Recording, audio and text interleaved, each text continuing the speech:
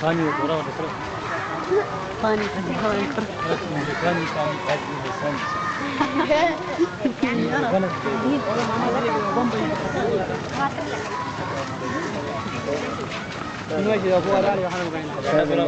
څنګه رو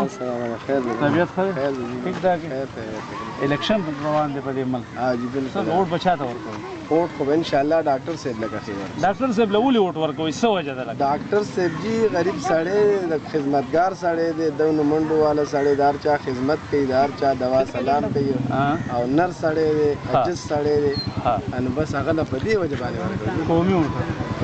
دواړه چې د هغه دي دواړه خو هغه ولاړ نه نو که ناسې دواړه چې د هغه ولاړ نه دی خو د هغې په بدل کې چې هغه له څوک ووټ ورکوي هغه له به یې ورکوو جي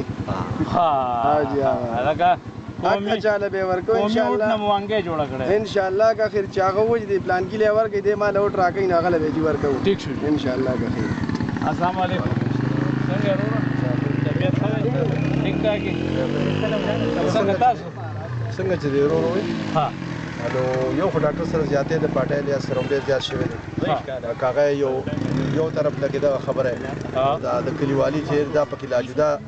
د دې حساب کتاب سره برابر خبره ده که نه یو پله کلیوالي ده یو پله ورسره زیاتې وشو دومره 22 کاله خدمت شي یو سړی وکړي او کوم بوټې نال کې هغه چې بله هغه باغ تیار شي هغه ترې سړی والي یو دغه شوه یو زمونږ کلیوالی او د کلي پورې خندا وشوه یو د غیرت خبره شوه ان شاء الله دا کلیواله به پاس کوو که په هره طریقه وي زموږ خپل کوشش دا دی او نورې فیصلې د خدای دي د دې دوه خبرو دا دوه خبرې خو دا خو بالکل صحیح دي خو لکه د زیاتې خبره چې تاسو کوئ تاسو څنګه زیاتې وایي چې چا ورسره زیاتې وکړو لکه ټیکټ دله ورنکړی شو که نه حقدار خو دی که نه لکه تاسو له پته ده چې پي کې 34 ټیکټ دته میلاو شوی او مونږ تاسو په شریکه باندې ووټ ورکړو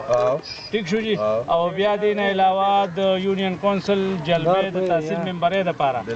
دله پی ټي آی ټیکټ ورکړو خو هغه دواړه پېرې الیکشن د بایللې دی نو ګوره داسې ستاسو څه خیال دی دا پارټي د چا جاګیر دی یا د دې جاګیر دی داسې ګوره ستاسو ته په ټولګي کې نظر واچوه داسې په دې نورو علاقو کې واچوه نواز شریف پارټۍ نه خلک شپږ پې پېرې پیل شول نو ولې ټیکټ ته هغې له خو مکه ټیکټ میلاوي دا خو ضروري خبره نه ده چې یو سړی دې پیل کېږي او د ده چې څومره کارکردګي ده په دې پارټۍ کې او څونه خدمت دی په کار دا چې دې شل پیرې پیل شي هم د ده ټیکټ لاړ نه شي د هغې وجه هم دغه ده قومي ووټ هم چې څنګه دی ورو وي